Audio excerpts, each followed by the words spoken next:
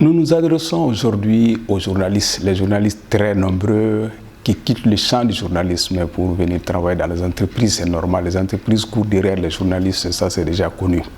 Alors nous leur conseillons ceci.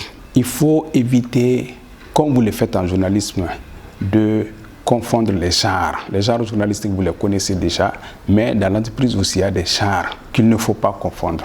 À cet effet, il faut se dire qu'il y a dans une entreprise deux types de communication, deux grands axes de communication à développer.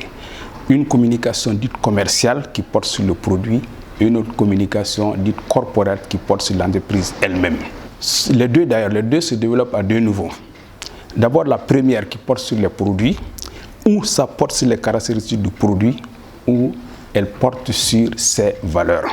Caractéristiques du produit, c'est-à-dire des informations, des messages qui sont vraiment réels et vérifiables sur le produit. Et valeurs du produit, ça c'est des informations qui ne sont pas forcément fondées, mais qui parlent quand même du produit, de sa différence avec les produits des concurrents. C'est ça la différence entre caractéristiques et valeurs. Donc, cette communication porte soit sur les caractéristiques, soit sur les valeurs du produit.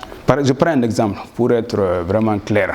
Si vous êtes une entreprise de production de savon, donc des messages sur les caractéristiques, ça va parler des matières qui entrent dans la composition de votre savon et puis les bienfaits du savon, les besoins vraiment fondamentaux et primaires du savon. Donc ça, c'est des informations qui sont réelles et objectives. Maintenant, une communication qui porte sur les valeurs, il va parler du savon avec d'autres valeurs, c'est-à-dire qu'il va dire que ce savon, en plus du fait qui peut vous permettre de vous laver, vos lessives, a aussi des vertus thérapeutiques contre certaines maladies. Donc, quand vous parlez de votre savon, qui par exemple peut enlever les boutons sur le corps de quelqu'un qui cherche depuis un moment à enlever les boutons de son corps, quand vous dites que votre savon a des valeurs comme ça, a des vertus thérapeutiques, donc il y a de fortes chances que vous attirez la personne. Là, ça, c'est une information qui n'est pas vérifiable en réalité. Rien ne prouve que votre savon peut faire disparaître des produits, mais vous le faites, c'est ce qu'on appelle la communication qui porte sur les valeurs du produit. Maintenant, l'autre grand axe de communication, ça c'est la communication corporate qui porte sur l'entreprise. Ou bien elle porte sur l'entreprise ou elle s'effectue dans l'entreprise. Donc c'est à deux niveaux aussi, comme la première. Le premier niveau, quand vous faites de la communication, de la publicité sur l'entreprise, ses performances, ses qualités, la qualité du personnel, etc., vous faites une communication sur l'entreprise.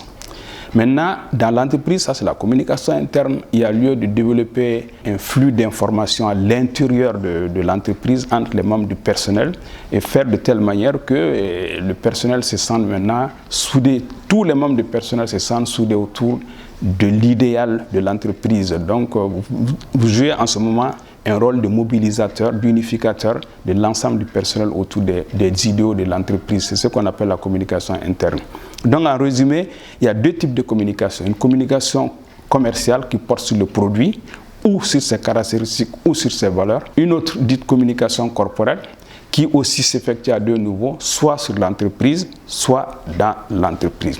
Il est important pour qu'on insiste sur ça parce que beaucoup le savent déjà, la fixation de la portion du budget qui est allouée à la communication relève souvent vraiment d'un parcours de combattant. Les entreprises aiment communiquer, mais beaucoup d'entre elles n'aiment pas mettre beaucoup d'argent dans la communication, si bien qu'il appartient aux responsables communication de faire un budget réaliste. Donc de ne pas faire toutes les communications ensemble, de savoir quel type de communication il faut faire en fonction des besoins et des réalités de son entreprise.